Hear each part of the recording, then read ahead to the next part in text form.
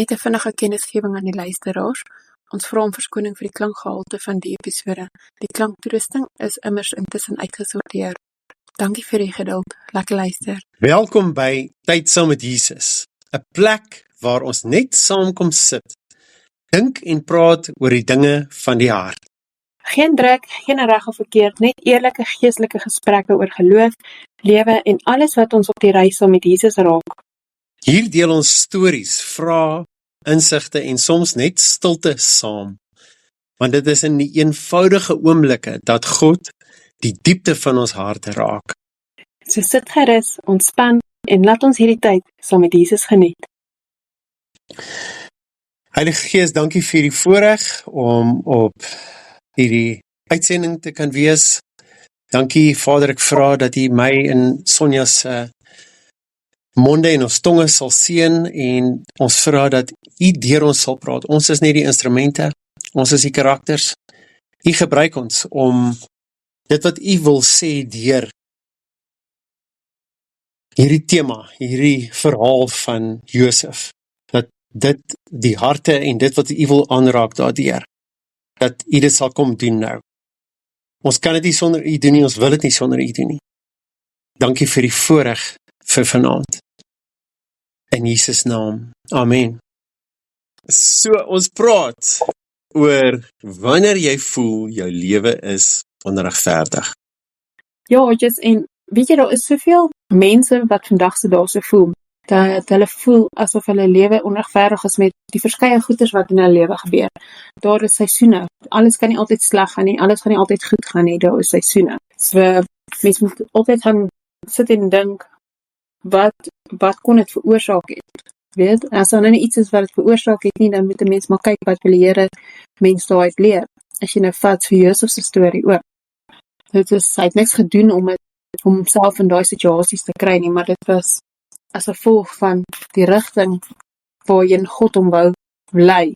Moes hy deur sekere goeders gaan om voor te berei vir dit. Ja, Sonja, ek sal baie graag eendag in die hemel vir Josef vra, hoe het jy gevoel nadat Potifar se vrou by jou aangelê het en jy gehoorsaam was en weggestap het en jy onskuldig aangekla was?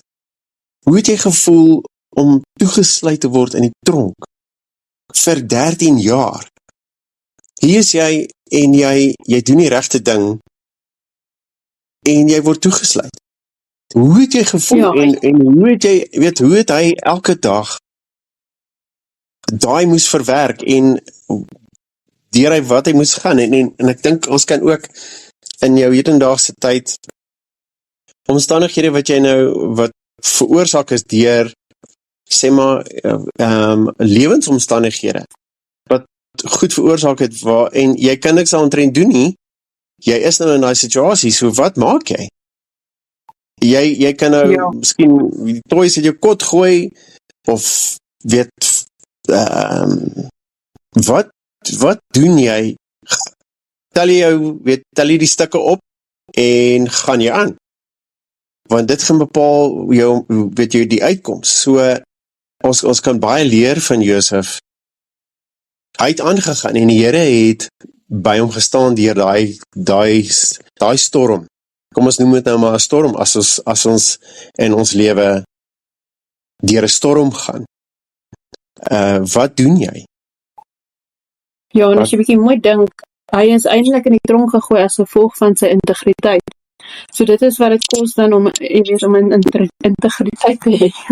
Want ek sê vas af met hierdie Ja, en dit is so hartseer, want doen jy reg, doen jy niks aan enigiemand nie, soos hy boeties gooi hulle hom in die put, en dan werk hy hard en hy bou homself op by Potifar, net vir iemand om hom weer vals te beskuldig.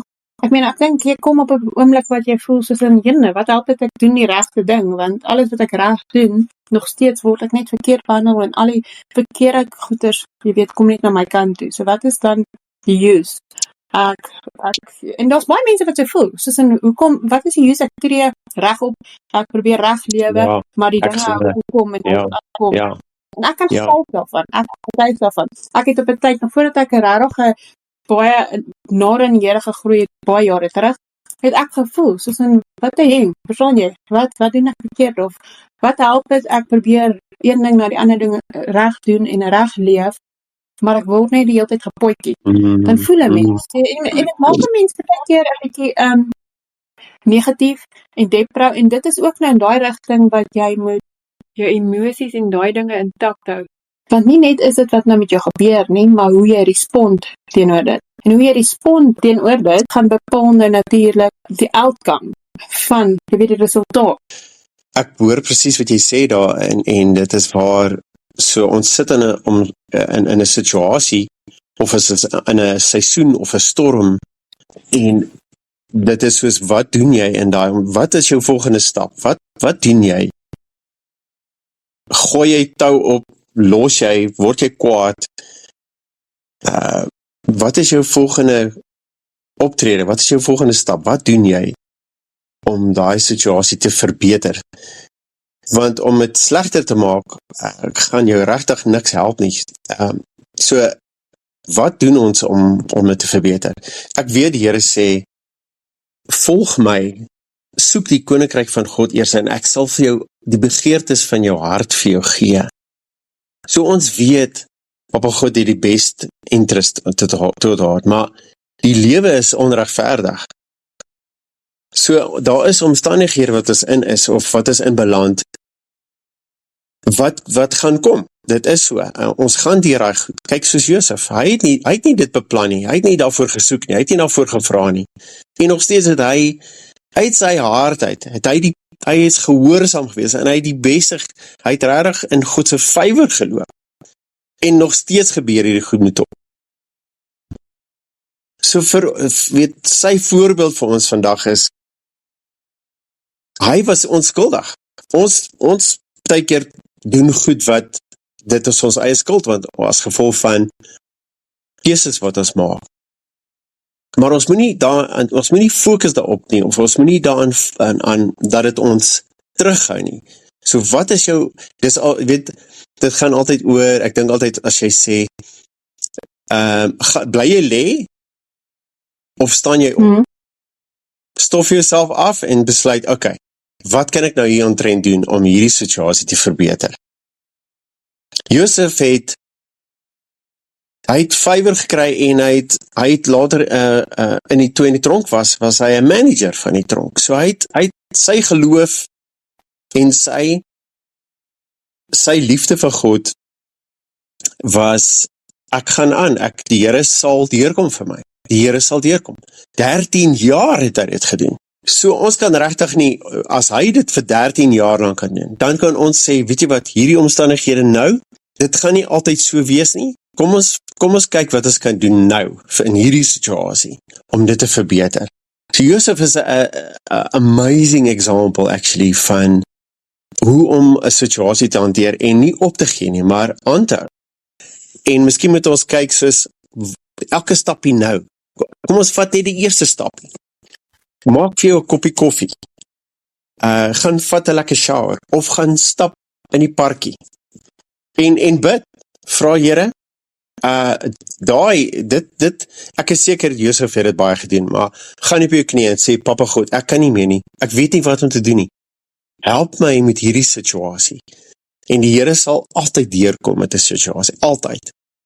En ek glo, Josef het baie gebid. Ek dink, kyk maar al die groot karakters in die Bybel, hoe baie het hulle nie gebid nie, en hulle situasies, soos ons hedendaagse situasie, die storm of die plek waar jy is, om dit elke keer na die Here toe te vat, en te sê, Here, ek weet nie wat om nou te doen nie, maar ek kies om nie te gaan lê nie, ek kies om nie lelik te wees oor 'n situasie, of ander mense te benadeel nie, maar wat kan ek nou doen, in hierdie situasie waar ek nou in is, hierdie seisoen, hierdie toets wat ek deurgaan, wat kan ek nou doen, om dit te verander? In 'n menselewe, kry jy mense soos, kyk Josef se boeties, wat jaloers was, en kyk wat het hulle veroorsaak, nee? Het ons almal nie, maar daai mense om ons nie. Almal het. dit Dis was soos almal wat 'n Judas in hulle sirkel ook het. Jy weet, daar is daai almal het daai mense wat iets aan doen. En weet jy wat is so hartseer? Jakob ook byvoorbeeld, wat nou sy pa was wat hom so voorgetrek het. En dan wonder 'n mens by jouself, wel nie wonder nie, ek kan getuig daarvan van hoeveel families ek dit gesien het, waar een kind voorgetrek is. Dit verdeel daai hele familie so. En weet jy, dit is ander kinders haat teenoor die ander sibling. En dit is so verkeerd, want nou word daai sibling heeltemal anders hanteer as gevolg van optredes van die ouers. Maar nie net dit nie. Nou, besides dat hy nou verkeerd, ons gebruik nou Josef nou, besides dat hy nou so gehaat was deur sy boeties, nou is hy sommer in die rigting gegooi van, jy weet, daai seisoen. Obviously, jy weet, die Here dat altyd iets goeds van iets slegs uitkom. So byvoorbeeld, sy boeties het hom nou daarin gegooi en alles oor jaloesie en al daai dinge, maar as hulle hom nie in die put en goeters gegooi het nie, so hy nie daai hele proses deur moes gegaan het om reg te wees die dag wat Israel 'n tekortkoming gaan hê. Absoluut, ja. So, op die einde van die dag moet 'n mens kyk nou soos sy boeties ook. Kan jy jouself indink hoe moes hy gevoel het toe hulle hom in die put gegooi het? Obviously het hy nie dit verwag nie en hy het obviously nie seker gedink hulle gaan hom daar los of koop aan die media nights nie. So hy kon in die put gesit het en gedink het hulle maak net 'n grap met hom. Ag, hulle gaan my nou uithaal. Maar toe hulle hom actually uithaal en verkoop aan die media nights, dan kan jy net jouself voorstel hoe moes hy gedink het of gevoel het van sy boeties wat dit actually doen. Soos ek kan net aan myself is dit all like for real? Is hierdie actually besig om te gebeur? Hoe lank moes dit hom nie gevat het om oor daai disappointment en daai skok. So jy dink al die emosies wat daai hy kon verbitterd geraak het, hy kon hulle gehaat het. Maar obviously het hy deur tye gegaan wat sy emosies hom gemaak het. Dit hulle question, want 'n mens bly moment. Maar hy kon verbitterd geraak het. Hy kon laat dit hom geraak het dat sy lewe of dit so affekteer dat sy lewe eintlik vir hom gevoel het of dit geen doel het nie, na al die goeders wat gebeur het. Maar hy het nie, want hy het geweet die Here het 'n plan. Want die Here het aan hom geopenbaar. En dit is hoekom baie mense moet bietjie meer ingestel wees om die Here te hoor ook, want as jy regtig tyd aan hom gee en ingestel is om hom te hoor, sal jy weet, jou seisoen is daar vir 'n rede en hy sal vir jou openbaar met tyd. Maar jy moet ook geduldig wees. Ja. Sonja, ek hou van wat jy gesê het, dat heel eerste was Josef voorgetrek.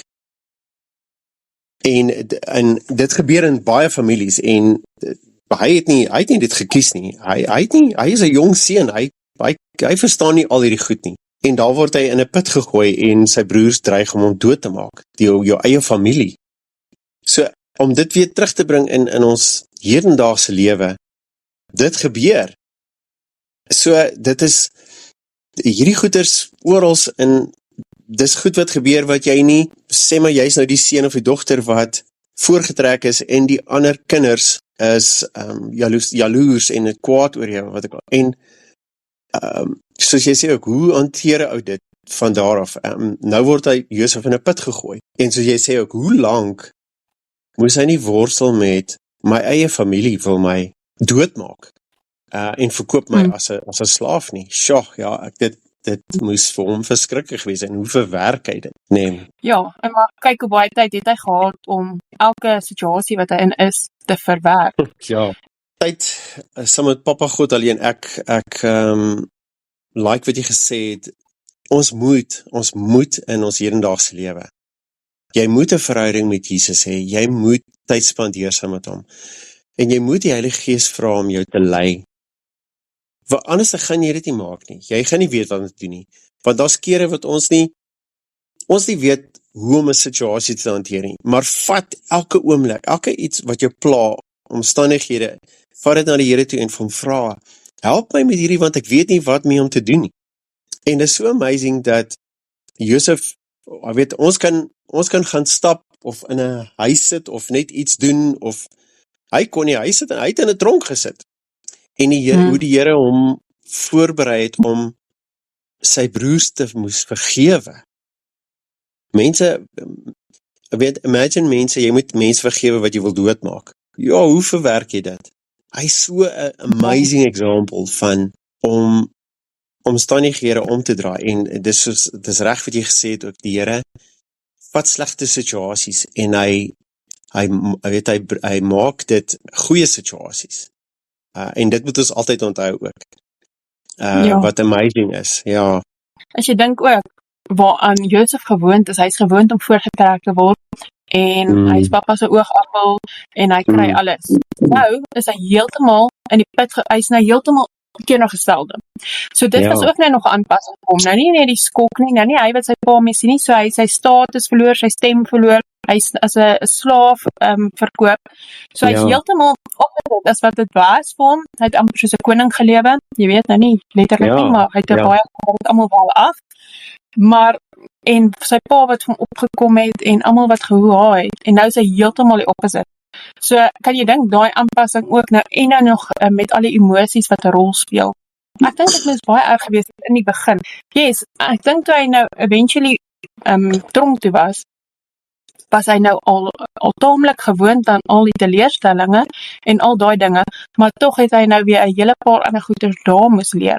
En as jy dink aan die hele tydperk wat hy van het hy verkoop is as 'n slaaf tot die dag wat hy 'n second in command aangestel is, né? Ja. Hy het 'n hele land uit, hy het Egipte se currency, hy het alles hoe dit te werk gaan kos en al daai, want hoe sou hy kon geregeer het in Egipte en geweet al daai goed het werk. En dit is omdat hy vir Potifar ook, ek meen, kyk sy posisie by Potifar. So hy moes geleer het in al daai jare in Egipte. Hy moes, so weet jy wat, nou as jy so dan kyk, hy is 'n slaaf verkoop in Egipte, net om te draai, as second in command oor Egipte. Hoe amazing is dit, hè? Hy slaaf in en second in command uit. Nie uit nie, maar opeindig as, en dit net deur sy boeties wat natuurlik gedoen het wat hulle gedoen het, maar ek wil gou noem ook, om terug te kom na Jakob, wat so hartseer was oor sy seun en al daai dinge. En as jy bietjie nou mooi gaan kyk na sy history ook, want Jakob was ook voorgetrek. So obviously, wat doen hy? Dis interessant. Reflected op hy was voorgetrek deur sy ma en sy boetie was voorgetrek deur die pa. Soos wat ek lees. Mense kan my reghelp, maar dit is dit Jakob en Esau, dit is reg, Ja, maar ongeag dit, kyk hoe het hy gemaak met Esau en sy birthright en al daai. En kyk hoe het teruggekom na hom toe, deur Rachel en Lee. So, wat jy uitdeel gaan jy ontvang ook. Jy gaan ontvang wat jy uitdeel ook. Maar nou het hy nou sy seun, sy oogappeltjie voorgetrek, en nou die einste enetjie wat hy voorgetrek het, stuur hy om te gaan kyk en na die boeties, wat doen hulle, ensovoorts. So dis asof het 'n bietjie aangehits was, nog erger. Ja. Sonny, ek wonder of deur Jakob se kop gegaan het, weet, ek moes nie eintlik my seun so voorgetrek en iemand kyk wat gebeur, of ek wonder of sulke goed deur hom, weet, sy kop gegaan het, leer ons as ouers, of weet, leer ons daaruit. Ek is seker in tye, want Jakob was verslae oor sy seun, wat hy het nou gehoor sy seun is deur 'n wilde dier verskeer en dood. Dit moes vir hom verskriklik gewees het. So weet, leer hy daardeur iets, weet, wat in ons hedendaagse lewe met ons elkeen kan gebeur. Ek weet dat die Here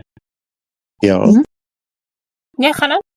Ek weet die Here, as ons dit altyd terugvat na Vader toe, dat hy 'n slegte situasie, 'n goeie situasie, maar tog moet ons in elke proses of elke seisoen, elke storm wat ons deurgaan, moet ons iets leer dat ons kan verbeter elke keer. Hoe sal jy sê? So hoe ek dit sien is, soos Jakob nou, kon hy dit gesien het, kon hy agtergekom het dat hy al die jare so groot gemaak is. Hoe gaan hy ewe skielik sien, ek doen nou iets verkeerd, as dit al hoe hy is wat ek ken? Verstaan nie wat ek sê. So, maar ek kom ook, die Here openbaar goeders aan 'n mens wat kan, ek meen, as hoeveel mense dalk vir jou dieselfde ding sê, jy doen dit en dit aan jou kind, verstaan jy, moet jy ook daarom maar, dalk is dit die Here wat mense op jou pad stuur, om te sê, hoorie, miskien moet jy 'n bietjie, Want ek sê altyd, as drie mense na jou toe kom, wat glad nie gelink is met mekaar nie, en hulle sê vir jou, hoor jy doen dit of dit, en kom ons kom nou by self-improvement ook sommer, as sien ons praat nou oor self en emosies, Ja. as 3 mense, of meer as 3 mense, wat nie eers mekaar ken nie, vir jou sê jy doen dieselfde ding, wat nou actually verkeerd is, of wat ook al, dan moet jy weet, dit is ook Here wat vir jou wil sê, hoor jy moet ook op daai of daai werk, want, verstaan jy, daar is hulp nodig, of jy kan, ek stem, ja. Ek glo, as jy, die Here kan vir jou openbaar, ja, maar jy moet ook oop wees om te beluister, want jy kry mense, hy stuur hoeveel mense na jou, maar as jy nie jouself oopmaak om te luister wat hulle sê, of een en een by mekaar te sit, jy kry party mense wat baie stubborn is, en dan dink hulle, ag, dit is wie ek is, okay, nou maar as dit is dan wie jy is, dan wees maar happy daaroor, en moenie kla as jy nie 'n beter mens word nie, want alles gaan oor groei, dink aan hoeveel goeders jy deur is, kyk, Josef, wat se mense het hom gemaak, verstaan jy, kyk hoe hy gerespond in sy boeties, dit punt, ja, ek sit nou juist daar en dink, weet, hoe die Here hom verander het, dat hy sy eie broers wat hom wou doodmaak, om hulle te vergewe, dat sy hart so skoon en so puur is, om sy broers te vergewe wat hom wou doodmaak, en hulle te embrace, en te huil, en hoe dit nie sy broers harte verander, en ek dink nou aan die droom, waar die gerwe voor sy gerf buig, waar hy hulle vergewe, en hulle embrace, en laat saam eet, en hier gee hy vir hulle land en kos, en al die, en ons in ons hedendaagse omstandighede, mense wat ons te nakom, en ek dink daar kom het weer, wat die Here sê, jy moet vergewe en vryspreek, en weet, hoe is jou hart teenoor dit, weet, die kondisie van jou hart, wat is jou, hoe voel jou hart daar teenoor? En Josef is so 'n beautiful voorbeeld daarvan. Ja, maar dit is nou weer waar Jesus liefde inkom, dis kom die Bybel ook sê, wees lief vir jou naaste, so, want, en hy het genoeg tyd met die Here gehad, en om deur goeders te werk, en al daai, om daai liefde vir sy boeties te toon, en ook, Here het obviously Josef gebruik, om juist, want ek in jou waarborg, dit het sy boeties geraak, Josef sy respons op die ou einde van die dag. Dis my punt, absoluut. Ek dink dit het hulle lewens so verryk en verander, Dit moes. Maar weet jy wat het ek ook gedink, wat vir my ook uitgestaan het, wat baie erg, nog nie noodwendig erg nie, maar tog, in 'n sin, want Josef was al deur soveel skok en erg met sy boeties en al daai, maar toe hulle nou eventually Egipte toe kom, die boeties, en toe die boeties nou vir hom sê, hulle was 12, and one is no more. Sorry, ek praat maar Engels, want ek lees uit die Engelse Bybel uit. Nou kan jy imagine, hoe hy op daai oomblik moes gevoel het, om te dink, soos die boeties het nooit vir sy pa hulle gesê, wat regtig gebeur het nie. Ja, wat doen ons in ons omstandighede? In die situasie wat jy in is. Wat maak jy? Gaan jy na God toe? Wat gaan jy doen? En Josef is net vir ons so 'n beautiful voorbeeld van wat om te doen. En kyk, en ons moet onthou, kyk die uitkoms van Josef. So, ons moet nie tou opgee nie, maar ons moet in gedagte hou, die Here, wanneer jy alles na die Here toe vat en jy is gehoorsaam, daar sal 'n mooi uitkoms wees. Dit gaan nie altyd so gaan nie. So kyk na Josef se beautiful uitkoms. So, weet, daar is, soos mense altyd sê, daar is lig in die tonnel. So, die Here gaan omstandighede verander, wat amazing weer gaan wees vir jou. So, Ek stem saam met jou, maar alles gaan nie net oor die Here wat alles gaan verander, en hy verwag van jou ook om jou deel te doen. Jy kan nie verwag, obviously as die Here jou deur daai goeders sit, dan wil hy hê jy moet goeders daai leer. So menende, jy moet ook respond to problem of to the challenge of wat ook al. Jy kan nie net sê, "Ag, dit gaan regkom vir Here se tyd of dis wat die Here nou wil hê nie." Okay, yes, maybe is dit wat hy nou in jou lewe wil hê, maar hy wil iets vir jou leer daai. Wat leer jy daai? Wat kan jy self-reflection doen? Wat leer ek daai? Wat verander ek aan myself? Hoe gaan ek dit verander? Hoe is my reaksie teenoor ander mense in hierdie, net soos wat, kyk nou byvoorbeeld Josef nou, gebruik hom nou. Nou kry jy mense, moet nie my verkeerd nou verstaan nie, maar dit is hoe dit is vandag se dag. Nou kry jy mense wat nou so hom sal vingers wys. Dieselfde soos Job ook, kyk hoe was sy vriende. So hulle sal nou vingers wys vir hom, o, jy dit en dit en dit verkeerd gedoen, dis hoekom jou lewe so en so is. Dis hoekom mense moet baie versigtig wees wie jy na vingers wys, want jy weet nie of God 'n ander plan het met hulle wat in die geesteswêreld is wat ons glad nie van weet nie. Nou attack jy hierdie ou of sê hom sleg, want jy weet, dit is nou nie according to jou lewens, hoe kan ek sê, experiences of wat jy sou gedink het of gedoen het of wat ook al nie. Nou voel jy om hierdie persoon aan te vat op iets wat jy heeltemal geen benul het van nie. Dieselfde oomblik kan daai persoon nou begin dink, o, jene, jy weet, miskien, dit kan actually, as dit 'n persoon is wat op 'n baie crucial tyd is van hulle lewe, kan hulle dit anders te vat. Hulle kan nou dalk baie emosioneel en persoonlik vat. En dit kan nou weer ander emosionele probleme by hulle of mental issues begin veroorsaak. Maak dit sin? Ja, ek hoor jou. Ek hou van wat jy gesê het, ou moet self-reflect. Ons moet kyk, wat is dit wat ons kan verander in onsself? Hoekom is ons in hierdie situasie? Wat het gebeur? En wat kan ons verander? En ek verstaan wat jy sê om te sê, ja, ons vat die probleem na God toe, maar ons moet self ook soos introspeksie doen en sê, okay, hoekom is ek in hierdie omstandighede? Wat het gebeur? Ek weet Here gaan my help, maar wat kan ek doen om myself te verbeter, te verander? Wat moet ek leer hieruit? Ja, presies soos wat ek sê. Jy kan nie, as jy bid vir die Here om jou te help deur dit, moet jy hom halfway meet. Obviously wil hy hê jy moet sekere goeders verander. So ja, weer eens, dis hoekom ek sê, dit so belangrik is om tyd saam met die Here te spandeer. Jy kan nie net 'n vinnige gebedjie opskiet elke dag en dink, okay, nou gaan die Here vir jou openbaar nie, maar wat se moeite doen jy om jouself te verander of om by hom uit te vind wat dit is? Ek meen, so min mense vat regtig die tyd daagliks om voor die Here se aangesig te wees en tyd te maak en hoor, wat wil u hê moet ek hier uitleer? Wat wil u Wat wil jy wys my waartoe gaan hierdie, dat ek dit kan verstaan? So hierdie voorbeeld van Josef, waar hy's in die tronk en hy's nou aangestel as 'n manager wat fantasties is, want die Here se goedheid en guns is met hom en saam met hom. Jy weet, as ons dink aan ons hedendaagse lewe waar ons in situasies of plekke is of in 'n werk is of something.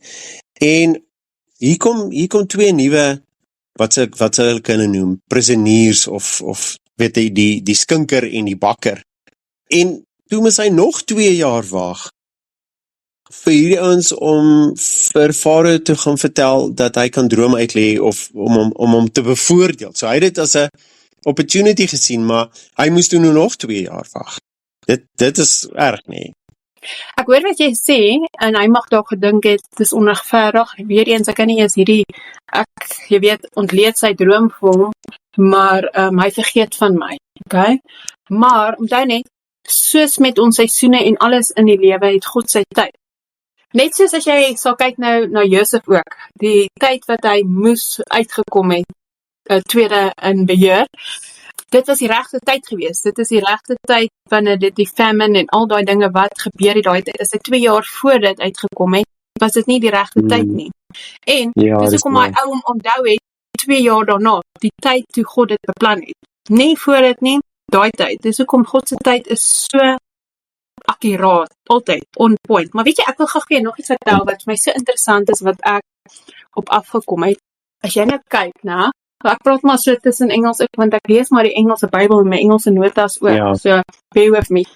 Die cupbearer se droom was, he dreamed of wine pressing grapes into Pharaoh's cup, meaning he will be restored to his position. Die cupbearer het gedroom van die wine and pressing grapes, en dis wyn. En wat is die wyn? Bloed. Die bakker se droom, he dreamed of baskets of bread on his head with birds eating from it. en hy was ge-execute. En wat is die brood? Body. Interessant, né? Ja. So as jy dink, Ja. ek gaan nie in hierdie detail gaan nie, en dit Ja. was voor Christus, maar as jy Ja. dink wyn, brood, nagmaal, so dit is Ja. eintlik my baie interessant, dat juist nou die twee is, dit kon enige ander mense se drome gewees het, met enige ander goeders, maar dit was my interessant. Soos ek sê, Ja. ek verwys nie na dit nie, net sodat die luisteraars weet, ek verwys nie na dit nie, ek sê net dit is baie interessant om dit af te kom, dat dit is Ja. wat dit is. Ek love sulke goed, dit is vir my amazing. Ek wil net aanlaas ook. Kyk, Josef was vir 20 stukke silwer verkoop. Jesus was verloon vir 30 stukke silwer. Ja. Hierdie goed het vir my ook significant of waarde of betekenis, nee. Ja, dit is baie hartseer dat hulle Jesus verkoop het vir 30 stukke silwer, en soos ek verstaan in die Bybel was 'n slaaf daai tyd verkoop vir daai bedrag. So as jy nou dink, hulle het eintlik Jesus verkoop vir dieselfde waarde as 'n slaaf. Dit is skerry. Ja. Is interessant die simboliek, nee.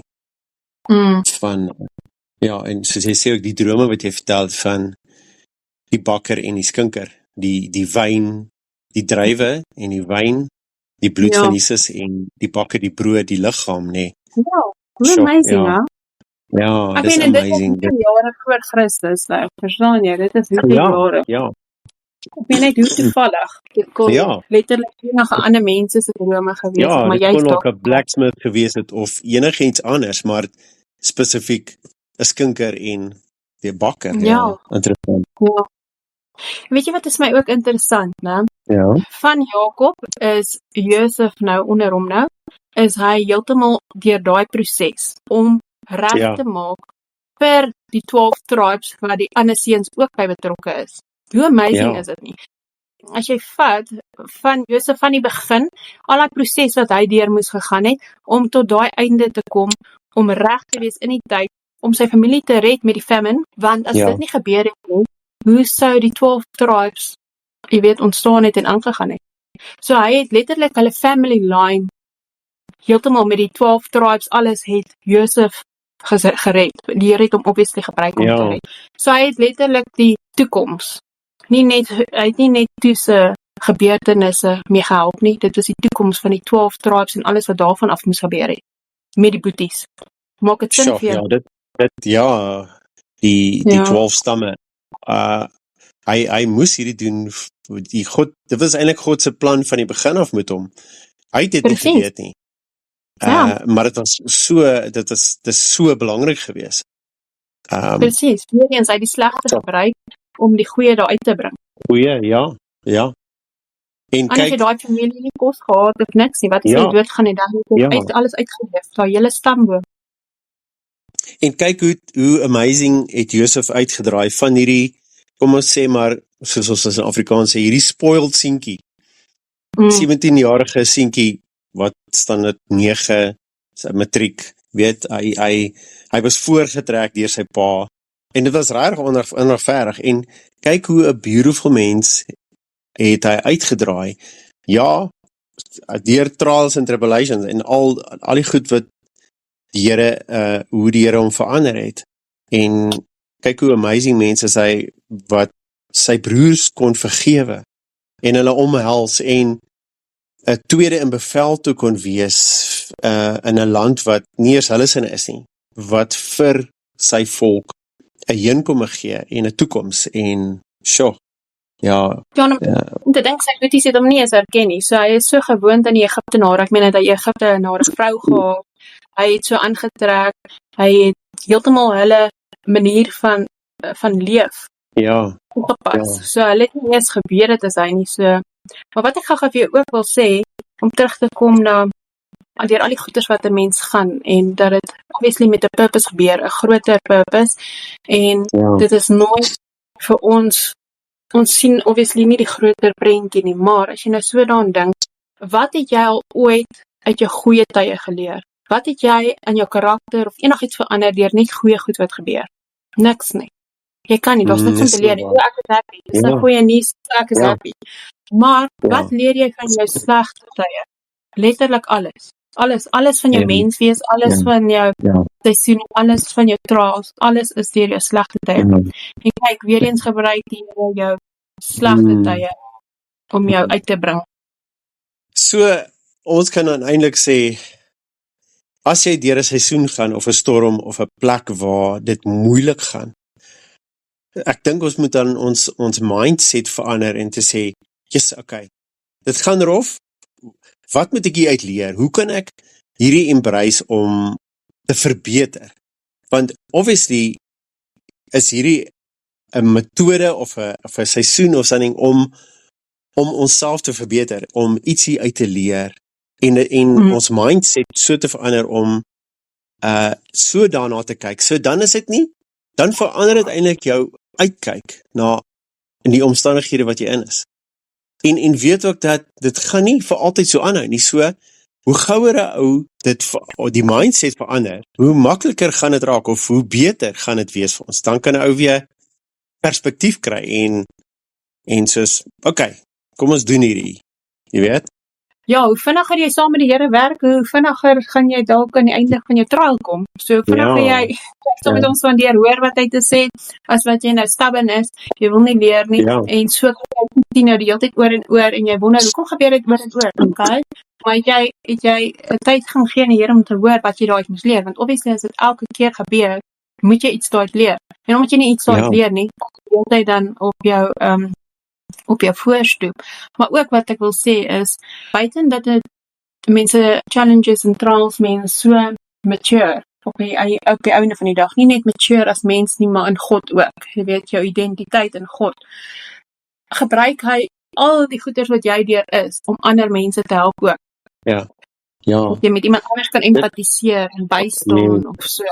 Ek hou daarvan, leer altyd, soek eintlik dan, weet wat kan ek hier uit leer, hoe kan ek dit verander, en oordeel nooit die persoon wat jou te nakom of so nie, want hy gaan 'n les leer, jy gaan 'n les leer, jy moet kyk wat kan jy doen om hierdie situasie te verander, wat moet jy hier uit leer, nie dat dit, dis nie lekker nie, maar op die uiteinde is dit 'n voordeel vir die ander persoon, vir jou, en om daai seisoen deur daai storm te gaan, en aan die ander kant beter uit te kom, sterker, beter, 'n beter mens uit te kom. As 'n ou so na kyk, dan is 'n ou se perspektief, verander dit jou perspektief, en dit is, jy gaan makliker daardeur gaan. Ja, maar nie net dit nie, dit is hoekom, soos jy nou net genoem het, jy kan nie vir 'n ander persoon, soos jy sê, oordeel, waardeur hulle gaan of daar nie, dit is dieselfde, jy ervaar 'n situasie nie dieselfde as ek nie, dit kan dieselfde gebeur, met maar ons lewens is heeltemal anders. Selfs as jy 'n Bybelversie gaan lees en ek, nie een van ons twee gaan dieselfde, ons gaan, jy weet daar is die basis van die versie, maar nog steeds gaan hy persoonlik vir jou iets anders meen, of bedoel in jou persoonlike lewe, verstaan jy wat ek sê? Ja, daarom is dit so belangrik om Bybel te lees, om die woord te lees, want, kyk nou met Josef se verhaal, hoe baie kan ons nie daaruit leer nie, en om ons wyser te maak, en omstandighede, om ons te help, want die Bybel is eintlik om ons te help, kyk die storie van Josef, om ons te vertel, en eintlik om ons te bevoordeel, om dit makliker te maak vir ons, wat dat is, deur, in hierdie lewe gaan jy deur storms en situasies en omstandighede wat moeilik is. Maar daai is hulpbronne, dis eintlik 'n hulpbron om jou te kan help, om makliker daar deur te gaan, of om meer wysheid daar deur te gaan hê.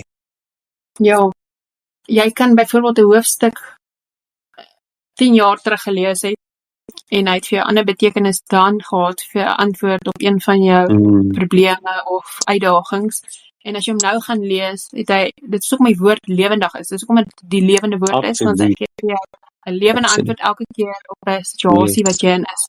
Jy kan jy soos nou daar versie ook, alhoewel jy hom lees anders as ek kan hom vandag lees en ek kan oor 10 jaar lees weer en hy gaan heeltemal ander betekenis vir my. Ja, En dit is wat so ja. amazing is van die Bybel. En dis hoekom ek nie verstaan hoe mense nie kan tyd gee aan die Bybel nie, want weet jy, Ja. ek kan 24/7 in die Bybel lewe. Dit is my so interessant om al hierdie goeders te ontdek.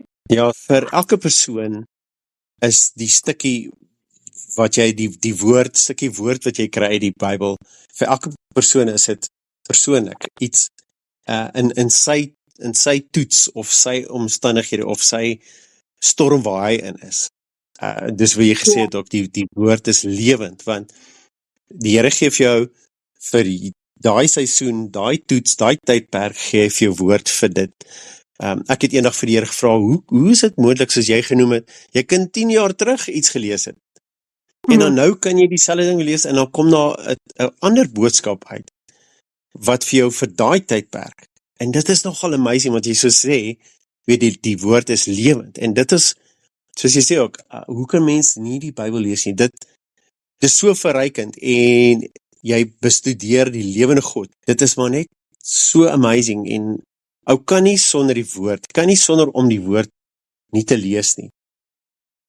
Dit is so verrykend, en help ons so baie in ons daaglikse lewe, sure. En ook, weet jy nou, as jy nou vat, die Bybel, so jy kan byvoorbeeld 1 hoofstuk lees, maar met daai hoofstuk is daar 10 ander wat gebind kan word daaraan. Soos, is amper soos 'n puzzle. So jy sal nie weet die hele Josef storie as jy nie alles om hom ook in plek kan sit nie. Dan ken jy nie die Josef storie soos ons hom ken. Verstaan jy? Dit is waar jy kom. Maar gaan kyk wat van al die angles, verstaan jy, waartoe gaan dit? En so val die puzzle pieces in mekaar. Ja, so dit is hoekom dit belangrik is. Ja, goed, ou lees nou, sê maar jy sê, okay, ek gaan nou elke aand soos 'n hoofstukkie lees. En baie keer dan lees jy die hoofstukkie en okay, jy hoor wat gesê word. Maar hoe meer jy dit doen, soos jy sê ook, dan gaan jy dieper in dit en jy begin agterkom, yes, maar hier's baie meer agter hierdie storie as wat, en dan begin jy, hoe meer jy doen, hoe meer reveal Papa God goede aan jou, wat soos die skatte wat uitkom, en wysheid wat uitkom, en dan raak het so interessant. Ek wil ook iets anders noem, wat vir my baie interessant is, soos wat ons sê, dat as die Here jou deur dinge vat, berei hy jou ook daarvoor, maar jy moet ook nou natuurlik, soos, kyk byvoorbeeld, Josef se drome, wat hy gekry het hom uit die tronk ook gehelp. Dit het hom eintlik binne in die tronk gebring, deur sy lewe put in die tronk en al daai, so sy drome het actually, ons weet sy drome het 'n groot deel daarvan, want obviously na die boeties dit gehoor het, was hulle mos maar baie jaloers ensovoorts. So die drome het hom actually in daai seisoen van sy lewe gebring, maar sy drome het hom ook uit daai seisoen gebring. So partykeer gee die Here vir jou presies wat jy nodig het in jou seisoen, jy moet dit net gebruik, jy moet net aanhou dit gebruik. Het jy geweet, ek weet nie of jy daai deel gelees het van wat toe hy Farao moet gaan sien het, toe hy sy baard geskeur. Ek kan onthou so iets. Ja, weet jy wat sê hulle? Is obviously nie omdat hy gedink het nou is die tyd vir 'n makeover nie, obviously. Maar hoor gou, so in Egipte was baarddra nie die kroon van waardigheid nie. So skoon geskeer was die koninklike standaard vir Egipte. Dit het ook beteken orde en beskaafd en al daai. Maar die Egiptenare het baie hare op die gesig geassosieer met buitelanders. So in Josef Hebreë kultuur het mans baarde gedra as 'n teken van volwassenheid en identiteit. So Josef was dit meer as net mooi en regmaak, dit was transformasie. Hy het letterlik ingestap. Hy stap in sy nuwe seisoen van tronk na paleis. En hy lyk anders as die persoon in die put en in die tronk. So nog steeds het hy hom voorberei vir die geleentheid wat God aan hom gegee het. Net daai in 'n dag se tyd is hy van tronk na. Hy het letterlik in sy seisoen in transformeer. Ja, hy transformeer. En van ou stam gewoond is om 'n baard te dra, wat nou of manlikheid en al daai voorstel, in 'n nuwe transformasie om skoon geskeer jy weet, voor Vader toe gaan en sy, dit wat God vir hom wil hê, ja, ek hou daarvan, dit is amazing. Ja, sy was heeltemal skoon geskeer, letterlik 'n nuwe mens met sy nuwe seisoen, met sy nuwe transformasie, alles. Ja, Hy het homself op voorberei. Hy het nie net gesê, okay, gaan ek nie, jy weet, dat ek gaan Farao gaan sien nie, hy het homself voorberei. En net so is dit met, as jy voor elke seisoen uitbeweeg, daar is 'n gedeelte wat van die transformasie wat jy heeltemal voel, daar's besig om changes, as jy dink aan hoeveel goeders in jou lewe gebeur het, net voordat jy uit die seisoen uitkom, dan voel jy daar's verwikkeling, en jy voel in jou gees, en iets is aan die gebeur, iets is aan die, jy weet, aan die kom. So dit is wanneer mens prepared moet wees. Ja, ek like dit. Dis soos wanneer jy sê, hy het nou soos na 'n hoër level toe gegaan. Obviously, vir hom is dit van die tronk na tweede in bevel oor die hele Egipte. Net so kan ons sê, met ons is weer hy seisoen, en nou staan jy op, en jy gaan sny jou hare, skryf jou 'n nuwe jean, jy trek beter aan, want jy het gegroei. Jy's in 'n beter plek, jy's op 'n beter plek, jy het deur daai storm gegaan, en ja, daar's verandering, verbetering, soos 'n hoër vlak, 'n beter vlak, ja, ek hou daarvan, dis amazing. En, as jy nou dink, toe was hy ook nou sommer nog hoër as Potifar, vir wie hy slaaf was. Ja, nee, dit is amazing nie. Kyk hoe die Here hom ge-elevate, net omdat hy gehoorsaam was, joh. Exactly, sommer bo oor Potifar, vir wie hy 'n slaaf was. Ja, en Potifar wat nogal vir hom gesê het, ek hoop maar net, jy sal my ook nou half genadig wees, want, jy weet, toe draai die rolle heeltemal om. Ja. Dit is hoe amazing Papa God is, ja. So, wat ek verstaan en kan aflei is dat, hoor my net eers uit, ek het 'n klomp goeders gaan lees daaroor ensovoorts. So volgens geleerdes meen hulle dat Potifar nie moontlik sy vrou so baie vertrou het toe sy dit gesê het nie, want toe hy vir Josef in die tronk gooi, het hy hom nie soos 'n gewone krimineel in die tronk gegooi nie, en hy was in beheer daarvan dinge en goeders in die tronk. So as hy regtig gevoel het dat hy sy vrou so leed aangedoen het, wat gaan enige man doen? Jy gaan hom nie nog in beheer sit van goeders in die tronk en al daai goeders nie. Hy het vir hom uitgekyk.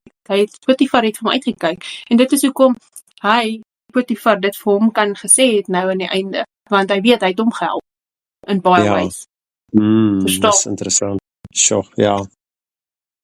Dis hoekom mens moet kyk wie jy hoe behandel op jou pad boontoe of af, want hulle mag nie op jou pad kom. Ja, daar's so verskriklike baie wyshede, net in hierdie storie van Josef. So verskriklik. Ja. Daar's nog soveel goeders wat 'n mens kan noem, maar ons kan ook net so lank praat. Ja. Sjoe, dis baie interessant. Wow. Sjoe, Sonja, dankie. Dit was baie vir myself. Ek meen, ek het Josef se storie gelees oor en oor. Jy het oor en oor, en daar's soveel goed wat uitkom wat ou nog steeds soos, wow, ek het dit nie geweet nie. Jy weet, soveel goed wat ou leer net met hierdie program wat amazing is. Ek kan ook sê, weet, ons wil mense daar buite help, en maar self leer ons ook nog steeds so baie wat amazing is.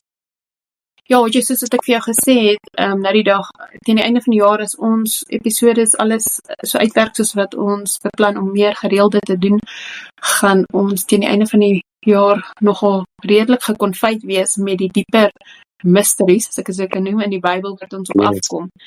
En ek sien baie uit daarna. Ek meen, as ons net soos nou, ek is gewoond in my vorige Bybelstudie, waar ek maar altyd in diepte gegaan het, maar dit is nou net asof ons dit meer doen, want ons gesels saam oor dit. Soos anders as jy dit alleen doen en met die Here tyd saam spandeer, maar as jy met iemand, en dit is omdat dit so belangrik is om tyd saam met iemand, of nie tyd saam met noodwendig iemand, maar dis kom die Bybel sê, as 'n mens saamkom om die Here se dinge want dit is obviously, jy sien iets wat ek nie sien nie, ek sien iets wat jy nie sien nie, en yes, dit vul is mense amazing. mekaar af, Ja, jy weet, ja, dit is rarig.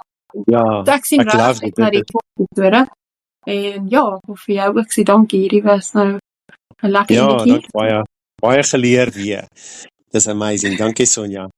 Dit was lekker. So ja, so ek wil net ook sê vir die luisteraars baie dankie, ek hoop julle het darm 'n boodskap deur hierdie episode gekry, enigiets, solank dit net 'n boodskap is op een of ander manier, en dat ons sien uit daarna om julle met ons volgende episode weer aan die kassie, nie aan die kassie nie, aan die stasie te hê.